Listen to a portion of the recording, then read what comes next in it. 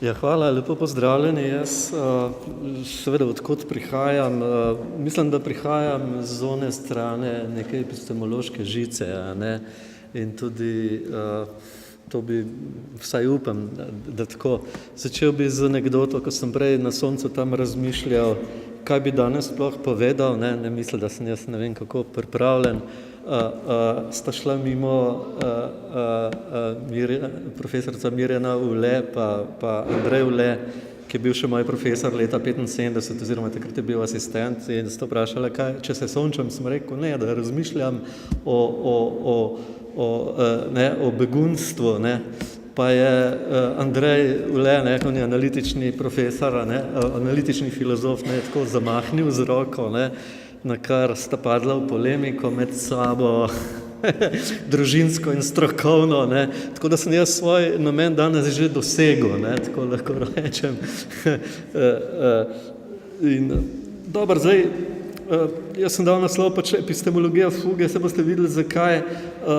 Začel bi tako, Peter Gatrell je nedavno napisal knjigo Zgodovinar The Making of Modern Refugees, ki pokriva tudi deloma to, kar smo danes tu že slišali čisto na začetku, ampak v tem svojem kratkem prispevku, ki sem ga našel na netu, se je obrnil v bistvu na podobo begunca, ne.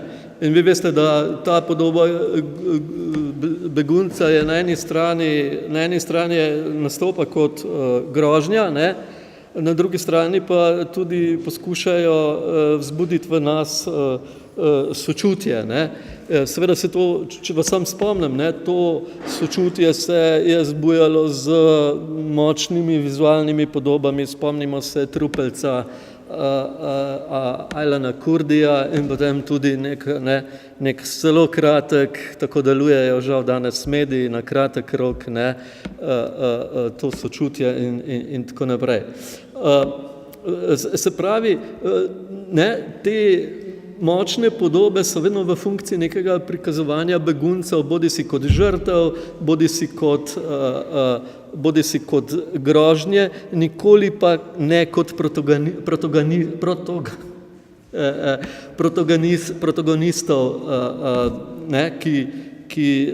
kot subjektov, ki so šli skozi neko osebno zgodovino, ki so šli skozi marsikatero preizkušnjo premagovanja nevarnosti in izzivov in tako naprej, ne. Se pravi, tu smo priča nekemu procesu medijske, žal pa tudi znanstvene, če bi rekel tudi strokovne redukcije, ki pravzaprav ustvarja tudi to podobo begunca, ne. Če se spomnimo Michela Foucaulta, vedno so oblast, gre za te procese subjektiviranja, ki skozi diskurze to definicijo nekega subjekta, ki subjektivira to populacijo na prav določen način, se pravi, ki določa to potem ravnanje akterjev, v tem primeru največkrat države, paradržavnih organizacij, itd., represivnega aparata in tako dalje, to, kar smo vse danes slišali. Ne smemo pa pozabiti, da ti postopki hkrati jemljajo in obraz in glas tem ljudem. Seveda, in ta obraz in ta glas teh ljudi je težko ujeti, jaz to razumem, zdaj v vsej tej množici, ki se je valila, in dejansko seveda te ljudje so v stanju te fuge in zlasti moji kolegi, ki so v prvih dnevih, ko je res bila kriza, ko je država poskušala delovati na ta način, da je zapirala oči so poskušali v bistvu delovati in pomagati tam na nikogaršnji zemlji, kamor so jih pustili, kjer so pač marsikaj prispevali, potem pa, ko so šli nazaj, jih je država oglobila vsakega za 400 evrov. Ne pozabiti to. Potem je pa tudi seveda bil vzpostavljen sistem, ampak sistem je bil vzpostavljen na kakšen način? Na način, bi rekel, čisto industrijski način, na način tekočega trgu, na način pravzaprav spet tega birokratsko-administrativnega razosebljanja in jaz mislim, da ne bi mi smeli tudi kot strokovnjaki, ne vem, znanstveniki, filozofi, kdorkoli, ljudje, ki mislimo na splošno, v bistvu se prepustiti temu trendu. Seveda ta podoba, vzpostavljanje te podobe migrantov s tem čisto določenim diskurzivnim posploševanjem je hkrati, kako bi rekel, ne pomeni samo neke negativne plati na desnici, ampak včasih pomeni tudi neko, kako bi rekel, malo na tej levi liberalni sceni, mogoče malo neko idealizirano, da ne bom rekel, podobo, kar lahko razumemo naprimer skozi Edvarda Saida in njegove podobe, mislim, njegov koncept orientalizma, ni pa to pravzaprav spet nič tako novega, če se spomnimo, da naprimer že v 19. stoletju, v drugi polovici 19. stoletja v ZDA se je vzpostavila tista podoba indijanca kot plemenitega divjaka. Se pravi, vedno je ta nekakšen protislavna, kako bi rekel, neka protislavna podoba. Ampak seveda ta znanstveni objektivizem, ta neutralnost, ta pogled od zgoraj, vendarle deluje pogosto na osnovi nekakšnega epistemološkega zanikanja, v smislu tega psihološkega zanikanja. Seveda pa služi bolj ali manj regulaciji populacij z strani države in pač seveda teh paradržavnih novih združenj, ki v bistvu ne vemo, kaj so. Jaz ne vem, kaj je trojka, naprimer, dobro, ampak to je zdaj nek drug kontekst. Jose Ortega y Gasset poimenuje ta način mišljenja ortopedsko mišljenje, kjer gre za omejevanje in siromašenje oziroma za redukcijo problemov na analitične in konceptualne kazalce, ki so tem problemom pogosto v resnici tuji. To mislim, da je eden od takih ključnih problemov. Seveda to epistemološko zanikanje se sicer naslanja na seveda neke razsvetljenske zgodovinske vire, na sekularizacijo, ampak na zelo kako bi rekel, selektiven način. Če vzamemo Kanta, njemu lahko očitamo, da je njegov koncept univerzalnega uma, eurocentričen in tako dalje, ampak vendar je to bilo vzpostavljeno v nekem emancipacijskem kontekstu. Nasploh se zdi, da je moderna država nastala in delovala v tej nekakšni protislovni napetosti, na eni strani družbene regulacije, na drugi strani pa družbene emancipacije. Seveda smo pa zdaj mi vedno bolj priča temu, da je znanje nima nobene povezave, razen pri nas, ki smo pač malo odštekani, ne vem, čudaki in kaj, romantiki in karkoli nam že očitajo, da nima nobene zveze z emancipacijskimi projekti, ampak da gre pravzaprav samo za management družbe, ne, za regulacijo družbe. In to je, mislim, da nek tak splošni trend, ki smo mu danes priča. Ne. Zdaj, jaz seveda imam kritičen odnos tudi do te, kako bi rekel, zahodne, kako bi rekel, v emancipacijo, če hočete, leve teorije znanosti, whatever, filozofije in tako naprej. Ne glede na to, da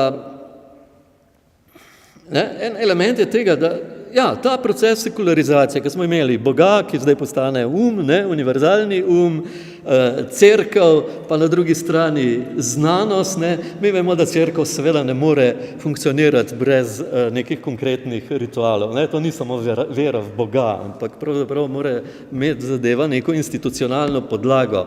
In tako ne biti preveč užaljeni, prosim, tudi akademski institucionalni rituali, ki so največkrat vezani na državno administracijo, ne, so tisti, ki vzpostavljajo in držijo pravzaprav to včasih zelo arogantno samopodobo znanosti, ne, kjer znanstvenik od zgoraj, ne, navzdol ocenjuje, bi rekel, in proizvaja s tem objekt, v tem primeru objekt begunca, ne da bi mu dali seveda, ne da bi mu dali tej ali pa podobnim populacijam glas. Se pravi, tisto, na kar bi jaz poskušal seveda skromno, ne, v tem smislu, gre tudi seveda pri meni zdaj za močno redukcijo, ne, ki je pogojena z redukcijo časa, ne pa elektrike, ne, če se spomnimo še tisti, ki smo socializem živeli. Tisto, kar se mi zdi zanimivo in potrebno, je definicija lastne pozicije. Ne? Se pravi, pozicije, iz katere mislimo, ta pozicija je še kako epistemološko pomembna. Ne? To smo videli pri nasploh vseh teh emancipacijskih teorijah. Ne? Vse to smo se v šoli učili. Ne?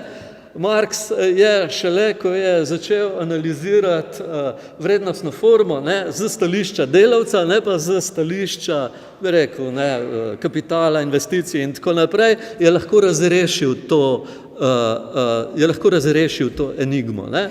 Se pravi, zelo pomembno je pravzaprav, ne, in to, kar tudi tudi socialne vede počnejo, ne, da opolnomočijo, kot se reče, neke populacije, da ji dajo glas in tako naprej in tako dalje.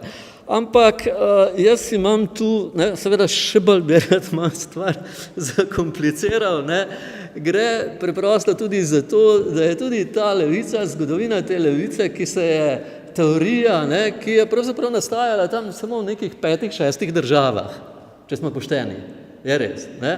In da je velik del drugega, in to 19. stoletja dalje, in da je velik del drugega sveta bil pravzaprav na nek način zelo, zelo izključen tudi znotraj obzorja ne. Konec koncev, kako pa Marx gleda na nas, Slovence, no, dober, jaz sem napol Slovenc, ampak ok, napol pa Nemec, tako kot Marx, ne.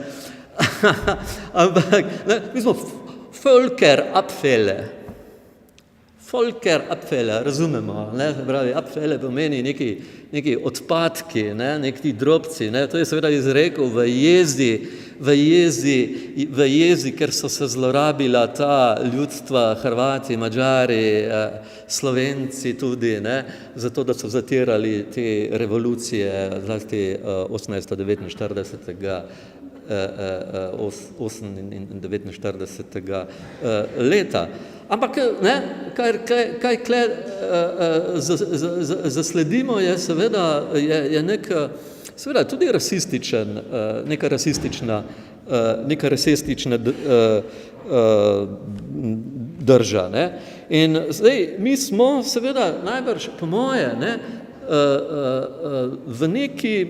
v neki zelo globoki krizi levice, in ta kriza levice je vezano za to, da je ta kritična teorija sposobna postavljati zelo močna vprašanja.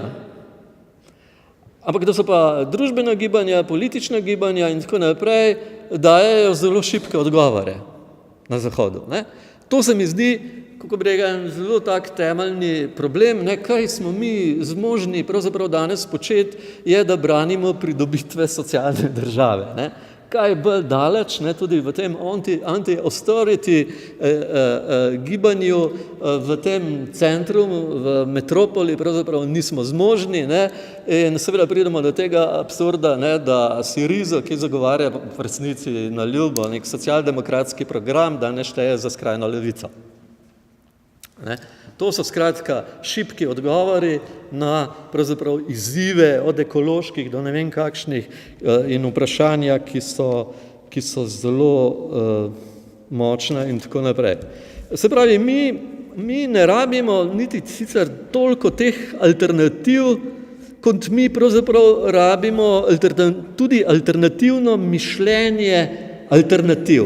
In tu je seveda moj prispevek usmerjen pravzaprav v vprašanje dekoloniziranja tudi levega mišljenja, leve teorije. Ne? To se mi zdi zelo pomembna zadeva, zato sem upeljal v to igro, se sem v povzetku omenil, ne? V bistvu portugalskega filozofa, pa tudi aktivista Boaventuro de Sousa Santosa, ne, in njegove koncepte epistemologije juga. Ne. Gre za to, da onkraj tega, kar je ta levica naredila, obstaja neka prepadna črta. Ne? Prepadna črta, ki je konec koncev tudi epistemološka, v tem smislu je pa tudi nevidna. Ne? Pravi, je to koncept, ampak je delujoči koncept. Ne? Se pravi, po eni strani znotraj moderne živimo znotraj te logike regulacije, emancipacije, ne? Kjer seveda regulacija vedno močnejša logika, potem je pa seveda v tradiciji kolonializma, ne, vzpostavljeno to brezno, to res, kjer je na oni strani pravzaprav tisti prostor, prazni prostor, ne, terra nullus, ne, kjer imamo divjake, ne, ki jih lahko potem pokristjanimo, anima nullus, ne, ampak to je prostor, ki je bil ves čas na voljo apropriaciji, se pravi apropriaciji in seveda tudi nasilju. Ne? In seveda tisti prostor onkraj je tudi prostor, ki ga ne moreš misliti. To je prostor nelogike, to je prostor divjakov, to je prostor bil ves čas nekih verovanj čudnih, magij, egzotike, ne, itd. In na ta način. Če govorimo seveda, to je zdaj to kognitivno, če govorimo seveda logično, je pa to seveda tudi prostor, če govorimo legalno, ne, je pa to prostor, kjer ne velja pravzaprav pravni red, kjer ne velja niti vprašanje legalnosti in nelegalnosti, ampak velja pravzaprav je to področje brez zakonja, lawless. Ne? In zdaj seveda nova družbena gibanja, ne, ki se pojavijo v 90-ih letih, ne, so globalna družbena gibanja. In ta globalna družbena gibanja, emancipacijska družbena gibanja nimajo, kako bi rekel, izhajajo pravzaprav točno iz tega konca sveta. Se pravi, če jih mi imamo danes tu v metropoli, je to zaradi tega, ker smo se naučili, pa smo jih sem prinesli. Ne? In da se je tudi seveda tradicionalna emancipacijska gibanja so se začela transformirati. Bodi si Occupy movement, anti-austerity, klasična taka ali drugačna, ekološka, identitetna in tako naprej. Ampak če mi vzamemo, ne, da je eno od največjih družbenih združenj gibanj, recimo Via Campesina. Via Campesina, ki združuje zlasti kmete brez zemlje globalno. Začetnik in najmočnejša organizacija na tem delu je seveda gibanje kmetov brez zemlje, ne? Brazilsko. To združuje okoli 400.000 družin. A me razumete, kaj hočem s tem dopovedati? Ena študentka, bil sem somentor, je naredila diplomo, ker je bila v Braziliji, o tem, kako to družbeno gibanje kmetov brez zemlje izobražuje na visoki stopnji učitelje, avtonomno sami svoje učitelje v tem smislu. Ne? To je samo en tak primer. Ne? Ampak danes tle seveda ni nobenega posebnega interesa za take družbene gibanja, po drugi strani ne, pa lahko delate finančno podprt doktorat za najbolj obskurno pisarno v Bruslu. Ne?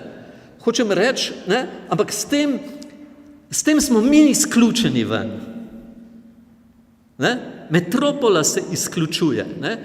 Hkrati se pa še nekaj dogaja, ne, z vstopanjem novih akterjev, se pravi, kot država, bla, bla, bla, ne, neoliberalizem, da ne bom na dolgo in na široko, to vsi pač poznamo, ne, in hkrati, ko se s tem zgublja pravzaprav ta kontraktualna značilnost družbe, ko pravzaprav recimo to za železno lady, a ne, družba ne obstaja, obstajajo samo posamezniki. In to se vidi tudi tu, ne, ko pravzaprav je vsa socialna, kako bi rekel, varnost in naša sposobnost, da planiramo življenje, pravzaprav stvar individualnega tveganja.